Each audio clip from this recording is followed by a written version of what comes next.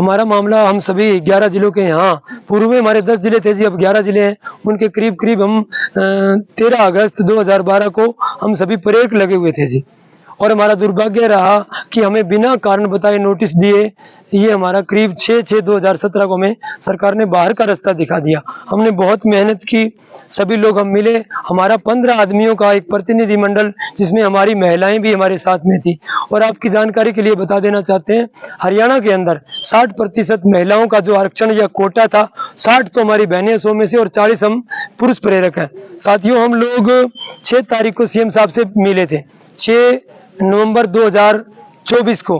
तो आदरणीय, माननीय, सम्माननीय आज के हमारे सीएम, सम्मानित सीएम महोदय, माननीय नायाब जी, जो जिनका नाम नायाब है, भी नायाब, काम भी नायाब, और हरियाणा के अंदर एक नए हरियाणा का, नायाब हरियाणा का आगाज करेंगे, निर्माण करेंगे। साथियों, मैं मेरे अनंत गहराइयों से, ये दिल की गहराइयों से कह रहा हूं साथियों, ऐसे पहली बार सीएम देखा, ऐसा हमने पहली बार ऐसा व्यक्तित्व के धनी इंसान को देखा, जिनसे हम मिले।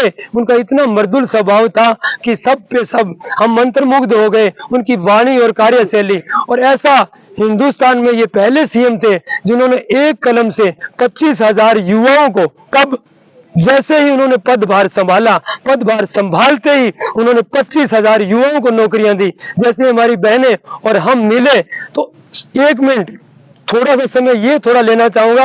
जैसे हम पूर्व में मिले, कब, जब इलेक्शन नहीं हुए, इलेक्शन से पूर्व उन्होंने कहा कि आप मुझे इलेक्शन, अगली बार मैं हरियाणा का अगर बागडोर संभालता हूं तो पहली कलम से जैसे उन युवाओं को नौकरी देता हूं तो आपको मैं रोजगार दूंगा।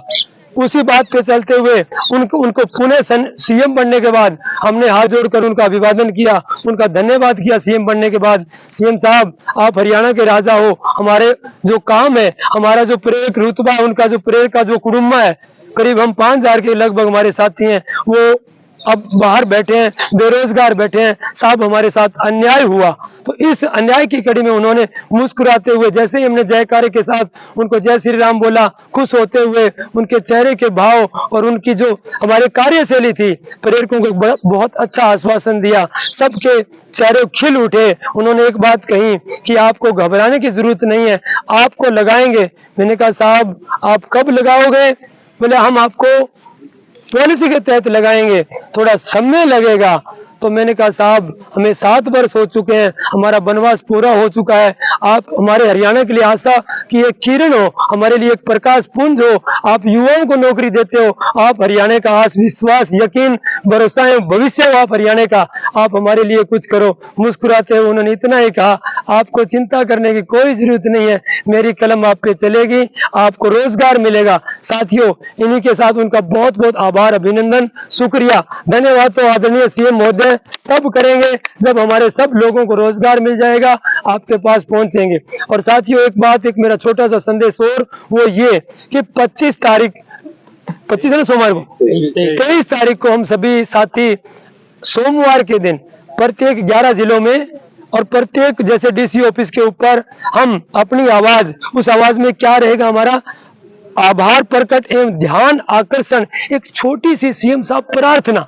वो प्रार्थना ये कि साहब आपको नमन, वंदन और अभिनंदन इन बेटियों का और हमारा, आप कार्य कर दीजिए साहब, आप हरियाणा के नव निर्माण में एक मील का पत्थर हो, आपकी बड़ी मेहरबानी होगी। एक छोटा सा सवाल हो कि सोमवार को हम सब मिलकर के एक छोटा सा ज्ञापन के रूप में, एक उनके एक निवेदन के रूप में एक छोटी सी बात कहेंगे कि सीएम साहब आप हमें नौकरी दीजिए, आप बहुत महान हो, हरियाणा के राजा हो, ये मेरा निवेदन सभी देंगे। आपका नाम? मेरा नाम प्रेम कुमार है जी, मैं सालम खेड़ा में पूर्व प्रेरक था जी, और अब साहब बेरोजगार सारी श्रेणी में बैठे हैं। ये वीडियो है, तो काम कौन मेरे तो आज ही मैसेज बना देंगे, ना देगा तो कॉल कर देना।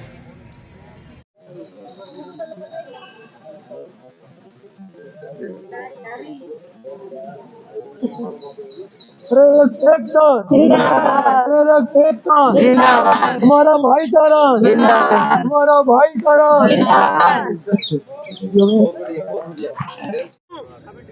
प्रेरक एकता, प्रेरक एकता, हमारा भाईचारा जिंदाबाद, हमारा भाईचारा जिंदाबाद।